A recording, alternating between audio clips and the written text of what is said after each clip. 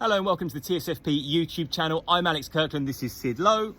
No Kitro today because, and I quote, I haven't done my hair. It's Valentine's It's Day. Valentine's Day. He actually did It's a Valentine's Day special done my hair. with Sid and I. Looking ahead, Sid, to Matchday 24 in La Liga. Lovely. Starting off with a really big game, one of the biggest games of the weekend on Friday night at Mestalla, Valencia against Atleti. And Atletico, this is a testing ground for Atletico, isn't it? Liverpool coming in a few days' time, desperately trying to get people fit again. Costa won't make it. João Felix won't make it. Morata, we think, will play. He's in the squad. But probably not start. So I think it will be with Tolo and Correa up front. As for Valencia, they've got quite a lot of injury problems of their own.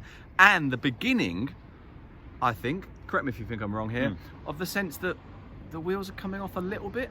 Although that said, they'll probably win this, and everyone will say they're wonderful again. Hashtag Lim was wrong. There's only 2 points between these two sides in the table, both going for potentially for the top 4, and yet both underachieving. After that, on Saturday at 1 o'clock Spanish time, Mallorca against Alaves. Mallorca under pressure down at the bottom of the table with no CEO anymore. Yeah, I'll make Maheta. Sorry, Maheta. You'll get a great job soon. But he was let go this week. Yep. Mallorca are level on 18 points with Leganés and Espanyol. It's so tight down there.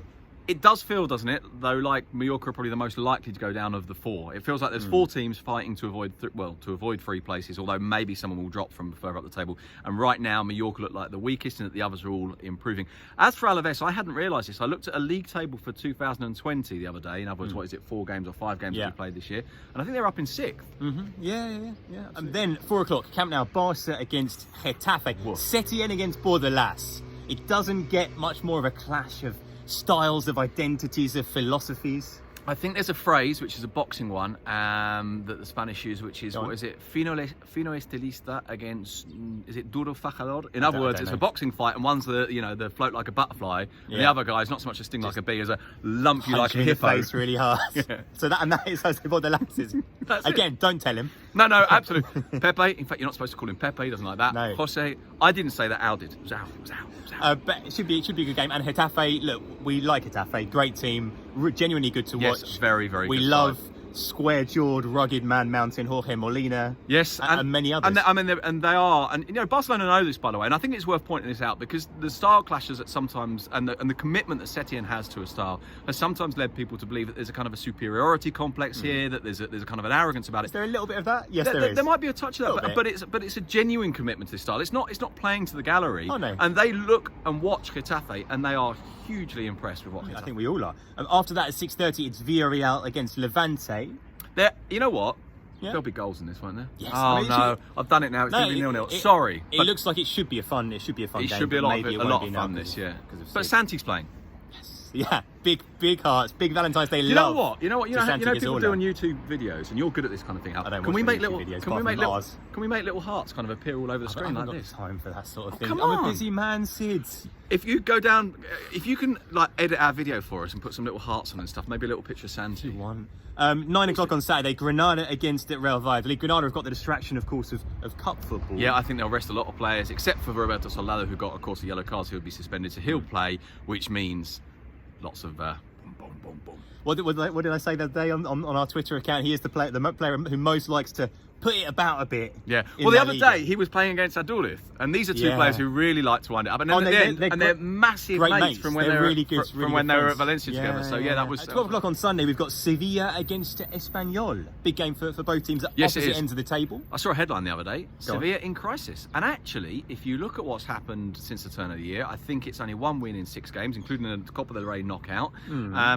It's not quite happening for them. They're only 3 points off the top 4. They are only 3 points off the top 4, but bear in mind they came into 2020 in 3rd, looking very much like the strongest of the sides chasing that first of the 2 Champions League places that aren't Madrid and Barcelona. And it doesn't look quite right at the moment. Pressure on Julen. Yes. Was that the name of the song by Blur? Pressure on look it up. Pressure on Julian, I think. Anyway, 2 o'clock, Leganés against Betis. This will be good. This actually could be quite a lot of fun. Our mate Aguirre. Very different styles again. Betis are a team who it feels in recent weeks like they should be getting better results, and they sort of don't. They create a lot of chances. They don't always take them, then they get caught. Leganés are sort of the opposite, aren't they? There's not a huge amount of chances made, but they're very, very efficient with it. We haven't yet, I think, fully seen the impact of the departure of En-Nesyri, who, of course, scored his first goal for Sevilla last week. Maybe we'll start to see that in the next 2 or 3 weeks. 4 o'clock on Sunday. It's a derby. As Kitcher likes to say, the Guipuscoan derby. It's hard. Not Easy for him to say. He does it better. It's Eibar against Real Sociedad. Yeah, and I didn't know that this was the smallest province in Spain. The smallest province. We have said that on the pod before. I'm slightly dubious about that, but I'm going to look it up now. But Kitcher is quite obsessed with postcodes, population statistics. He does like and that sort of thing. He does like Give him a map and he's happy. So Give him a map. I think he's probably right. We could get that for him for Valentine's Day, a map with lots of hearts drawn on it. Sorry, we've gone Valentine's Day match. 6:30, Athletic Club against Osasuna. There'll be no love lost in this Basquish. Basquish. Yeah, let's not. Well, we can let Kitcher argue that, seeing as he likes the maps and the provinces and the who's what. Athletic again, I think will rest players. Last week, Iñaki Williams didn't start a game for the first time in 44 months. Yeah.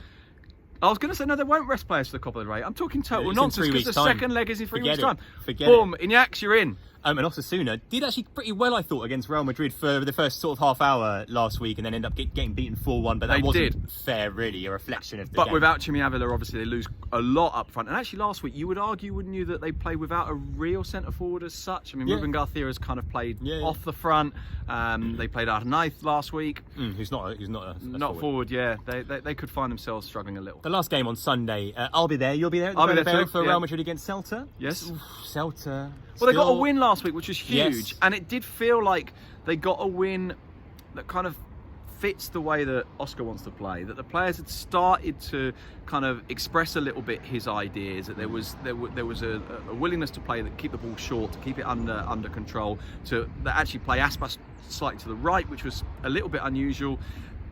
It was a really, really big victory for them. I've got to say, that they're not going to win this though. I would give them like a 0% chance of winning this game at the. I know that's like a dangerous game to play, but I can't conceive of a scenario in which they. Can't. I mean, you know what? Even if you're saying can they get a point from this, you would say maybe 5%. Probably not. Yeah.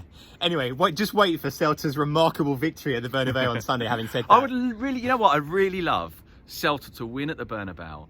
And at the end, Barry Aspas to do a gesture. Up at the press can box. you do it? How would you do a TSFP hashtag? Up yours. A TSFP up yours. Go, I told you, boys. And we go, sorry, Baz.